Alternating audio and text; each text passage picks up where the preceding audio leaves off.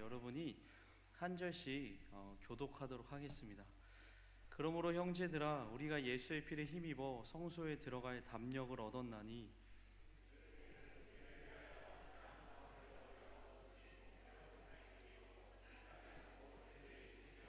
또 하나님의 집 다스리는 큰 제사장이 계심에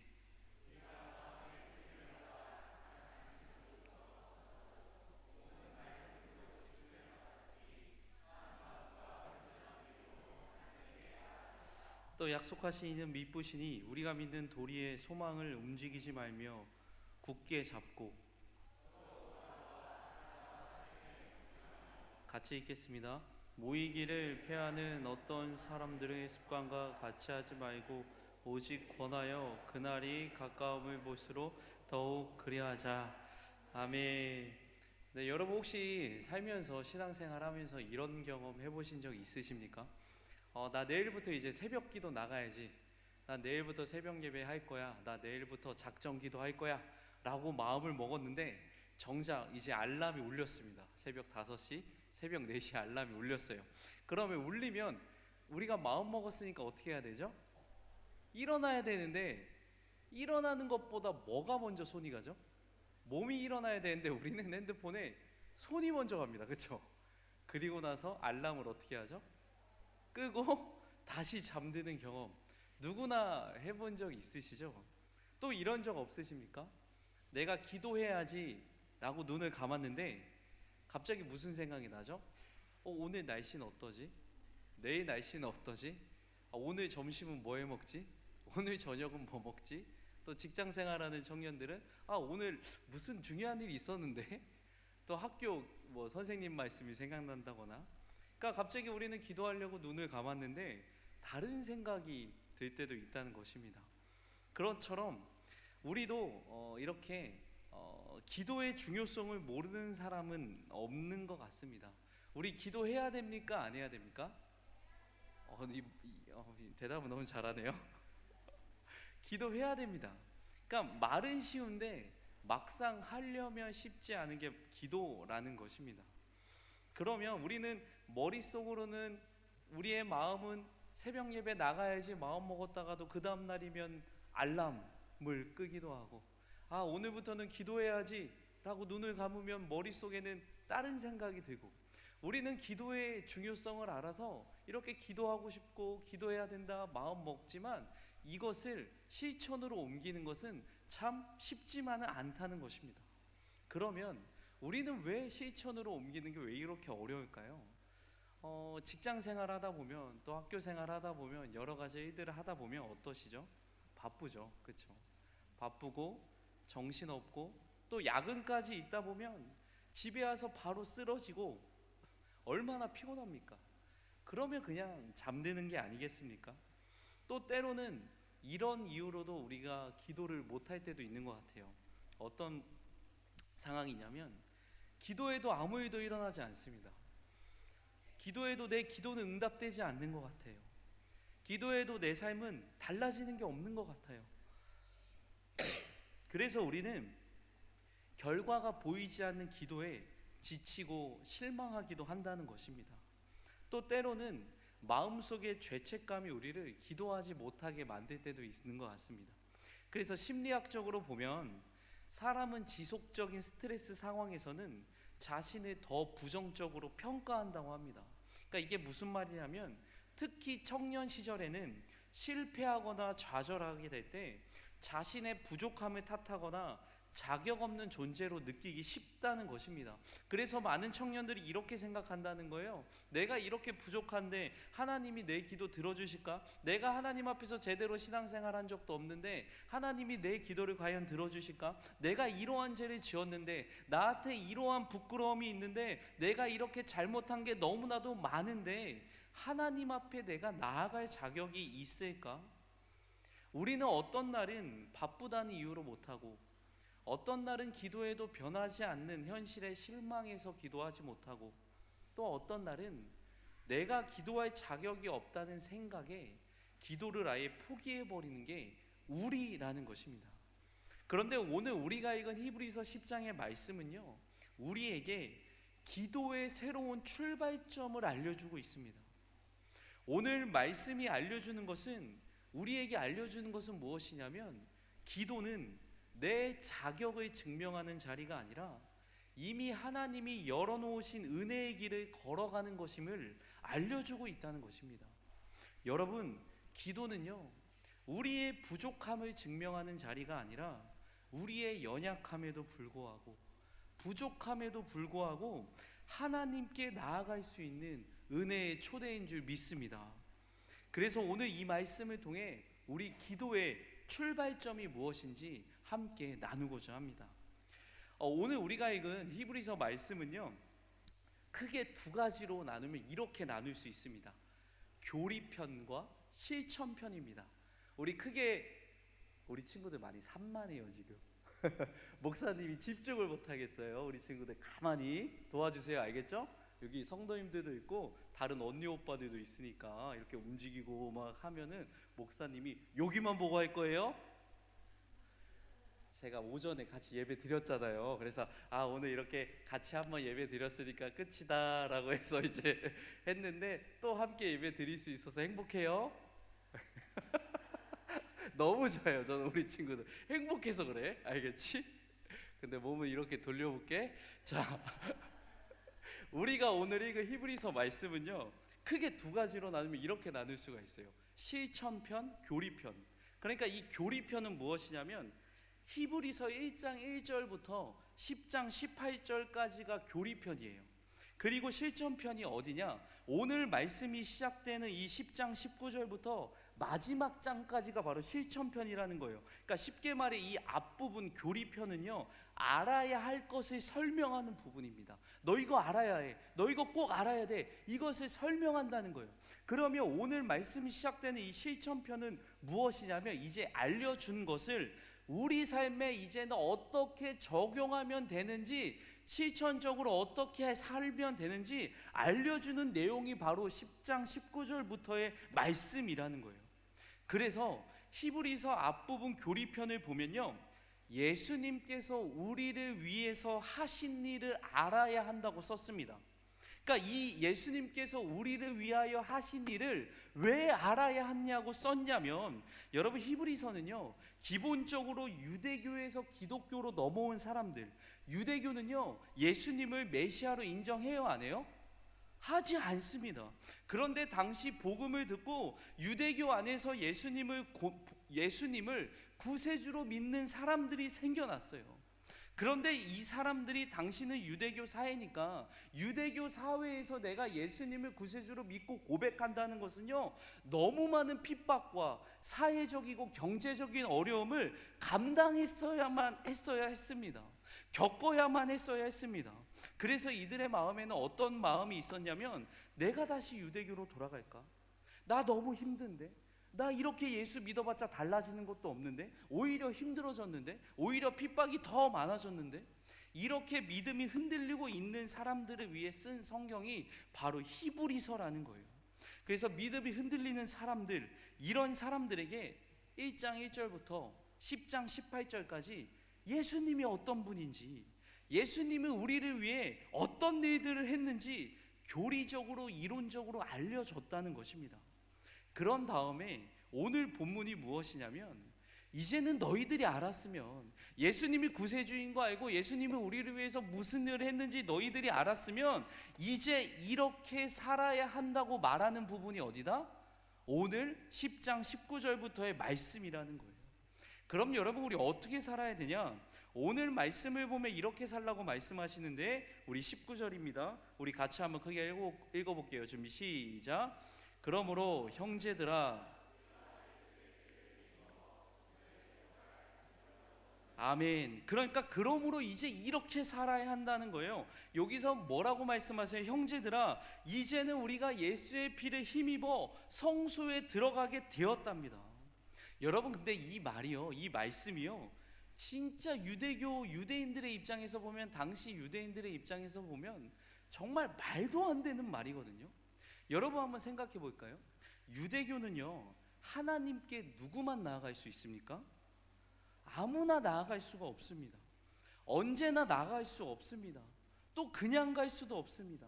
유대교는요 1년에 딱 한 번 대제사장만이 모든 백성의 죄를 대신해서 속죄 제물을 들고 하나님께 나아갈 수가 있었어요.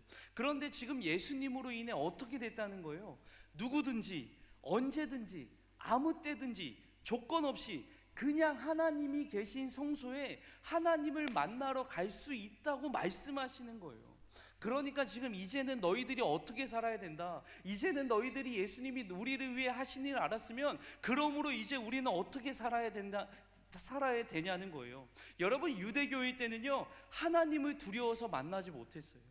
예수님을 구세주로 고백하기 전까지는요 감히 하나님께 나아갈 생각을 하지 못했어요. 그런데 이제는 나아갈 수 있대요. 왜요?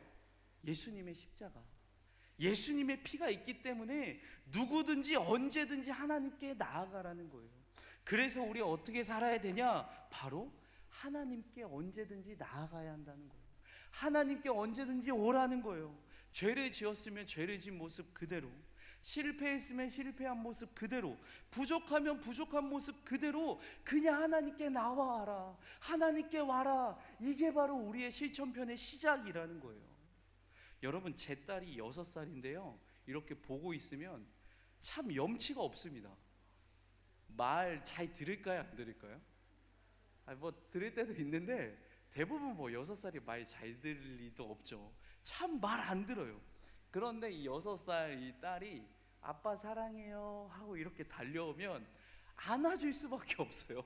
분명히 잘못하고 막 이렇게 아유 이놈 막 이렇게 막 혼내키고 싶은데 아빠 사랑해요 하고 오면 안아줄 수밖에 없어요. 여러분, 이것처럼 예수님의 십자가의 죽음이 내가 착한 일에서 내가 죄를 안 지었기 때문에 그것에 대한 보상으로 이루어진 것이 아니잖아요.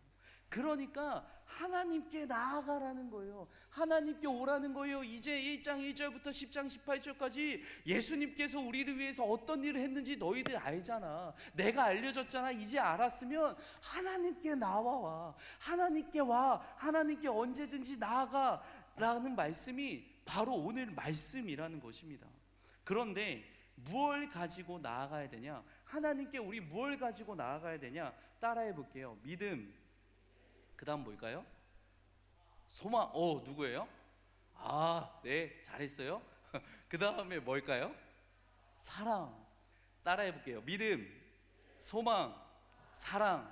그러니까 하나님께 나아가야 되는데 믿음, 소망, 사랑, 이 세 가지 가지고 하나님께 나아가자.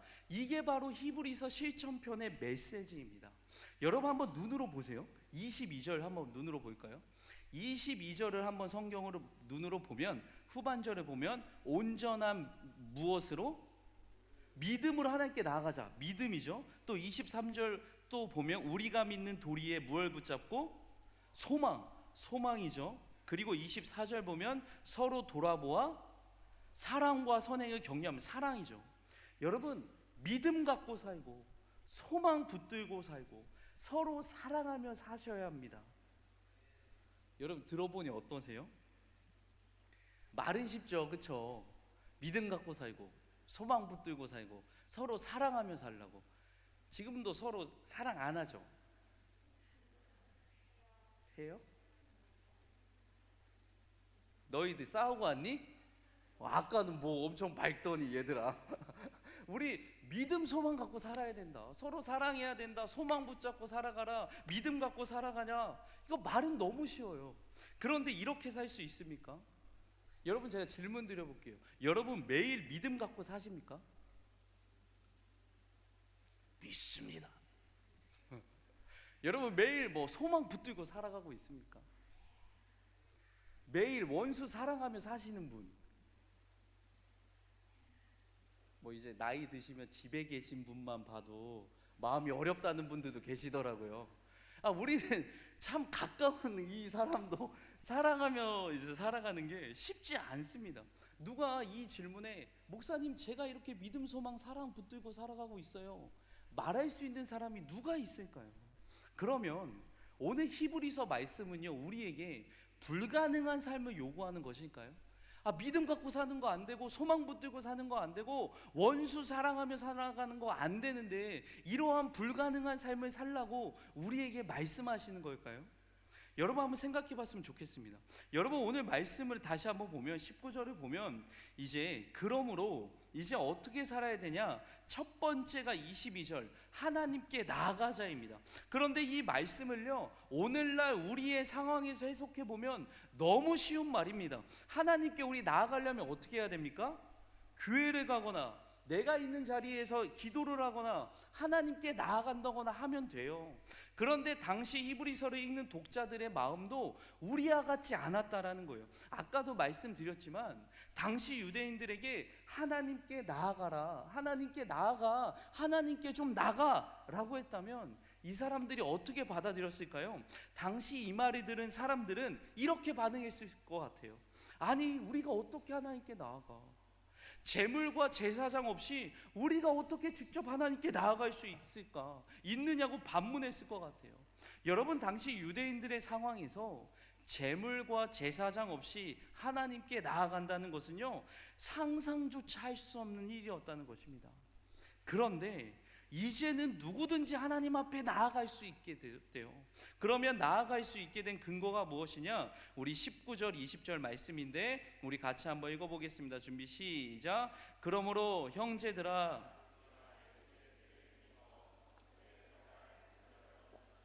그 길은 우리를 위하여 새로운 살 길이요 휘장은 곧 그의 육체니라. 아멘. 여러분 우리가 하나님께 나아갈 수 있는 이유가 성경을 보니까 우리에게 있지 않대요. 말씀을 보면 예수의 피를 뭐했다? 힘 입었다. 성소에 들어갈 담력을 뭐했다? 얻었다. 그리고 20절에 보면 휘장 가운데로 열어 놓으신 새로운 살 길이요. 또 보면 22절에 보면 우리가 마음의 뿌림을 뭐하다? 받아 악한 양심으로부터 벗어나고 몸은 맑은 물로 씻음을 받았으니.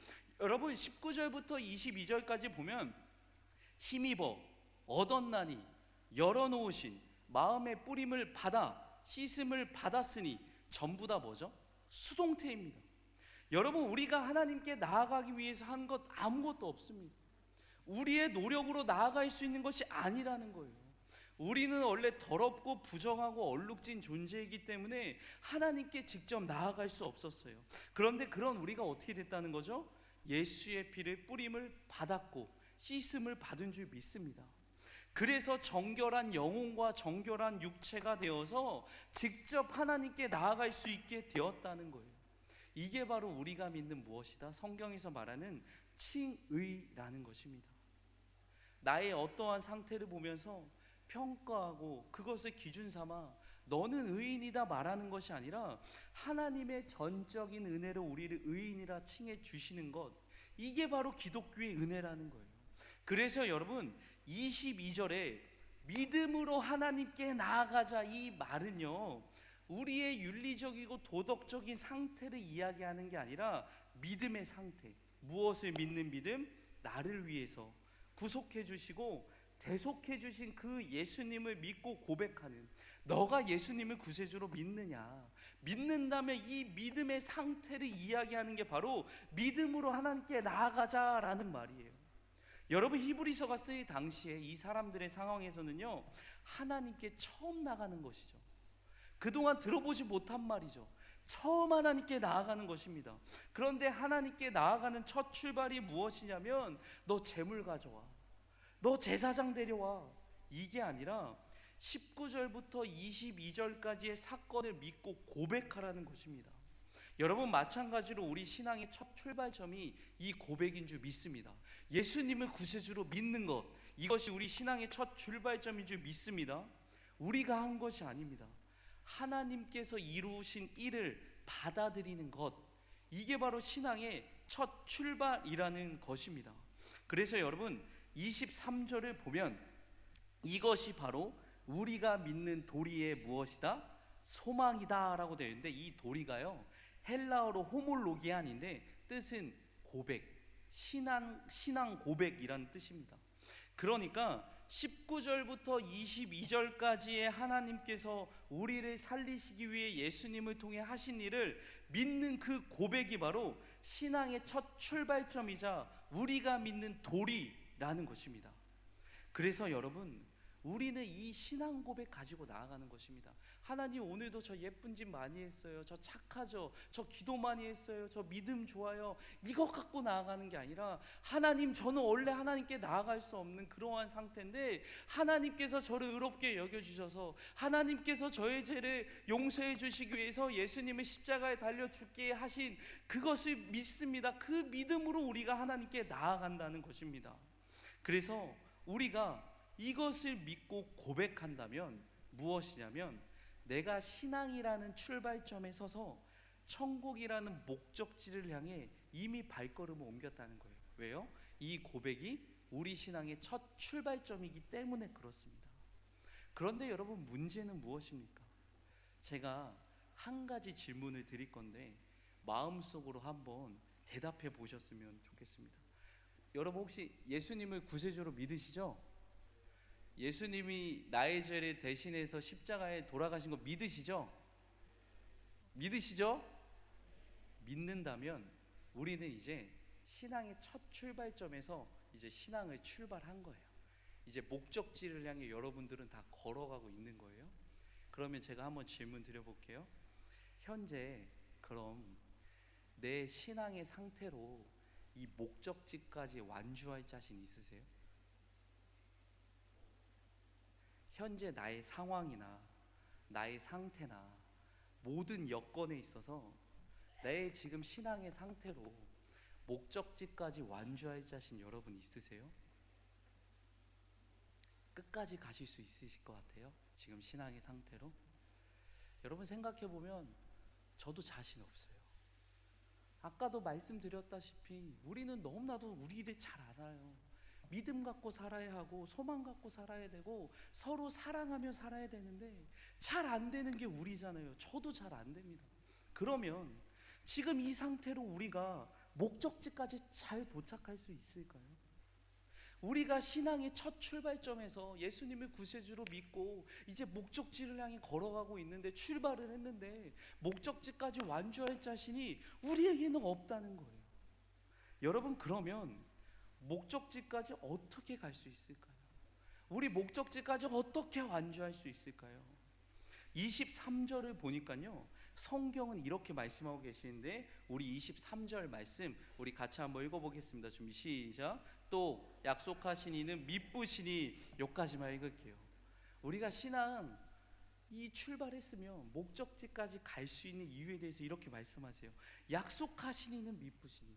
여러분, 여기서 미쁘시다라는 말은요, 믿음직하다라는 표현이에요. 믿음직하다. 그러니까 어떤 사람을 보고 듬직하다, 저 사람 한번 믿어볼까? 그냥 믿어볼만 한데, 이런 말이 아니라, 이런 표현이 아니라, 하나님은요 믿음직스럽게 보이는 게 아니라, 한번 믿어볼 만한 존재가 아니라 그냥 하나님이라는 존재 자체가 믿음직스러운 거예요. 그래서 이 미쁘다라는 말을 성경에서는 비슷한 표현으로 신실하시다, 성실하시다, 이런 표현을 씁니다. 그러니까 하나님은 우리를 향해서 미쁘시다라는 말은 무엇이냐면, 하나님은 우리를 향해서 신실하시고 성실하시다, 쉽게 말씀드려서 변함이 없으시다라는 거예요.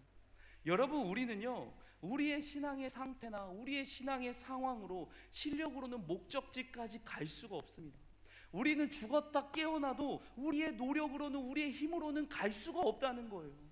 우리는 수도 없이 넘어지면서 내 안에 의가 없다는 것을 들키고 목적지까지 갈 수 없다는 무능력을 철저하게 느끼는 것이 바로 우리 신앙의 여정이라는 것입니다. 그럼에도 불구하고 우리가 어떻게 목적지까지 갈 수 있느냐? 오늘 23절 말씀처럼 약속하신 이는 미쁘시니, 미쁘신 하나님의 약속으로 인해 목적지까지 도착한 줄 믿습니다. 여러분, 그래서 미쁘신 하나님에 대해서 디모데전서 1장은 이렇게 말씀하고 계시는데, 이 디모데전서 말씀은요 AD 63년경에 쓰여졌습니다. 그러니까 AD 63년경이면 당시 바울의 나이가 60세 환갑이었고 바울은 한 67년경에 순교를 하거든요. 그러니까 이제 바울이 디모데전서를 쓸 당시에는 어떤 상황이었냐면 이제 바울은 30년 동안 주님을 위해 열심히 복음 전했습니다. 그러나 이제 나이가 들었고 죽기 직전의 상황이라는 거예요. 삶의 끝자락에 와 있던 상황이라는 거예요. 그렇게 늙은 바울이 이제는 20대 젊은 목회자에게 본인이 주님을 위해서 평생 주님을 위해서 살면서 깨달았던 것을 편지로 쓴 게 바로 디모데전서라는 거예요. 그 바울 인생의 마지막에 20대 젊은 목회자 디모데에게 본인이 주님을 위해 살면서 평생 깨달았던 것을 쓴 편지가 바로 디모데전서라는 거예요. 그 디모데전서 내용 보면요, 바울이 디모데에게 이렇게 편지를 씁니다. 그게 바로 디모데전서 1장 12절입니다. 우리 같이 한번 읽어보겠습니다. 준비 시작.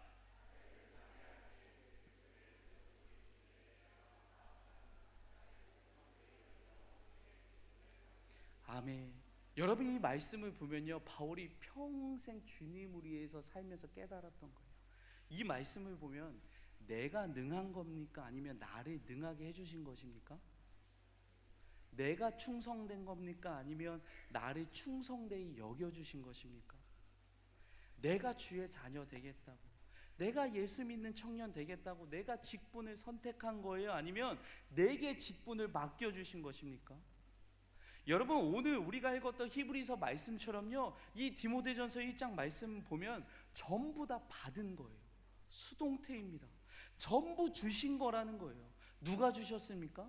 하나님께서 주신 것이고 하나님께서 이루신 일이라는 거예요. 그래서 여러분, 우리 인생길 자체가 내가 걸어가는 것 같지만 하나님이 주시고 이루시는 길임을 믿으셔야 합니다. 그리고 13절 보면 이제 60대의 바울이 젊은 20대 디모데에게 또 뭐라고 말을 하냐면 이렇게 말을 합니다. 우리 13절 같이 한번 읽어볼게요. 준비 시작. 내가 전에는 비방자여 박해자여 폭행자였으나 도리어 긍휼을 입은 것은 내가 믿지 아니할 때 알지 못하고 행하였음이라. 바울이 또 이렇게 얘기하는 거예요. 나 진짜 나쁜 놈이었다. 나 진짜 별 볼 일 없는 사람이었다. 그런데 내가 이렇게 비방자고 박해자고 폭행자였는데 무엇을 입었다는 거예요? 하나님께 긍휼을 입었다는 거예요. 받고 얻고 여겨주시고 긍휼을 입고, 그 다음에 나오는 감탄사가 15절인데 그 다음에 나오는 감탄사가 무엇입니까? 미쁘다예요. 미쁘다. 내가 죄인 중에 개수지만 하나님의 신실하심, 성실하심, 하나님의 미쁘심 때문에 내가 긍휼을 입었다라는 거죠. 그리고 이어서 바울은 또 미쁘신 하나님에 대해서 16절에 이렇게 고백하는데 우리 16절 말씀 또 같이 한번 읽어보겠습니다. 준비 시작. 까닭은 예수 그리스도께서 내게 먼저 일체 오래 참으심을 보이사 후에 주를 믿어 영생 본이 되게 하려 하심이라. 오래 참으심을 보이사, 내가 긍휼을 얻은 까닭은 오래 참으심을 보이사. 여러분, 이것은 누구를 위해 하신 말입니까? 나를 향한 말이에요. 나를 향한. 내게 오래 참으심을 보이사. 우리가 긍휼을 입은 까닭, 내가 기도의 자리를 떠났을지라도 하나님은 끝까지 우리를 기다리시며 오래 참으신다는 거예요. 여러분, 우리의 신앙의 여정, 그 목적지까지 가는 그 길 가운데 믿음, 소망, 사랑 가지고 살라고 오늘 성경은 말씀하시는데요, 그 믿음, 소망, 사랑은 하나님을 향한 나의 믿음, 소망, 사랑이기도 하지만 반대로 미쁘신 하나님의 나를 향한 하나님의 믿음, 소망, 사랑이기도 하다는 거예요. 여러분, 미쁘신 하나님, 믿음직한 하나님께서 여전히 오래 참으심으로 누구를 믿어주신다? 나를 믿어주시는 거예요. 나를. 사랑하는 내 딸아, 사랑하는 아들아, 내가 너를 믿는다. 그래도 너는 끝까지 완주할 줄을 믿는다. 너라면 그게 끝까지 걸어갈 줄을 믿는다. 하나님이 믿어주시는 거예요. 오래 참고 계시는 거예요. 우리가 자녀들이 말을 안 들어도 참고 견디고 하는 이유가 무엇입니까? 그래도 얘 앞으로는 잘 되겠지 믿어주는 거잖아요. 오래 참아주는 거잖아요. 그냥 이것처럼 내가 나를 보면 소망이 없어 보이는데 그런 우리들을 향해서 여전히 소망을 갖고 계신 것입니다. 그리고 내가 나를 볼 때 하나님께서 나를 사랑하실 근거가 전혀 없어 보이는데 하나님께서 그런 한 사람 한 사람들을 사랑하신다는 거예요. 여러분, 바울이 고백하지 않습니까? 나 비방자고 폭행자고 박해자였는데 하나님의 긍휼이 입었다. 우리에게도 이러한 하나님의 믿음과 소망과 사랑이 있는 줄 믿습니다. 여러분 꼭 기억하십시오. 우리의 신앙의 상태로 내 신앙의 능력으로 목적지까지 완주할 수 없습니다. 그러나 우리가 목적지를 향해 걸어갈 수 있는 이유는 나를 향한 하나님의 믿음이 있기 때문에 내가 기도의 자리를 떠났을지라도 내가 매일매일 바쁘다는 이유로 기도하지 못한다고 할지라도 그래도 너는 나 여전히 사랑하는 줄 내가 믿는다. 예수님도 베드로에게 한 가지 물으시잖아요. 너 나 사랑하느냐? 그 말에 베드로 뭐라고 대답합니까? 주님, 제가 주님 사랑해요. 그랬더니 주님 이렇게 말씀하시잖아요. 베드로야, 그거면 됐다. 그거면 됐다. 여러분, 우리를 향한 하나님의 믿음, 소망, 사랑이 있습니다. 우리가 믿음으로 살 수 있는 이유, 내가 내 미래를 내가 불안해해도 하나님은 나를 향해 여전히 소망 갖고 계신 줄 믿습니다. 여러분 꼭 기억하십시오. 우리의 자격으로 나아가는 게 기도가 아닙니다. 기도는 내가 하나님을 찾아가는 것 같아도 이미 하나님이 나를 초대하신 거예요. 언제든지 와라. 누구든지 와라. 죄지었으면 죄진 모습 그대로, 넘어졌으면 넘어진 모습 그대로 언제든지 와라. 그거면 됐다. 오기만 하면 된다. 말씀하신다는 것입니다. 여러분, 기도는 나의 자격이 아니라 예수의 피로 주어진 은혜인 줄 믿습니다. 하나님은 이미 우리를 기다리고 계십니다. 기도로 우리 하나님께 나아갑시다. 또 오늘 저녁에 있을 부흥회 때 그때도 사모하는 마음으로 우리 기도로 하나님께 나아가는 우리가 되었으면 좋겠습니다.